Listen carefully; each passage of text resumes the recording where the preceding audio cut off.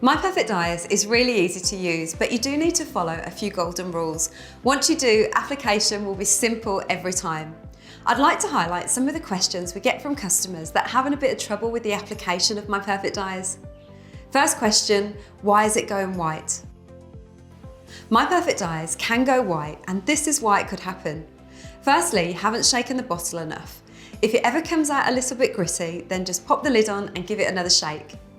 The second reason, and probably the most common, is that it must be applied to clean, dry skin, free from cleansers, toners and moisturisers.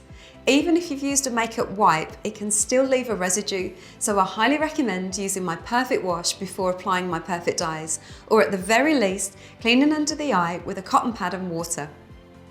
The third reason could be you're simply using too much.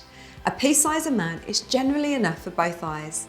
Sweep it on, starting from the inside corner out, covering over any fine lines, wrinkles, dark circles, and then feather it down to the cheekbones. It could also go white if you're being too heavy-handed when you're applying moisturiser around the edges or makeup over the top. If you're pulling at the skin, think of it like a delicate spider's web.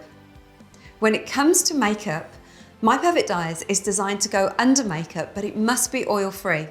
I recommend using My Perfect foundation and a brush like this one, and very gently go over the top.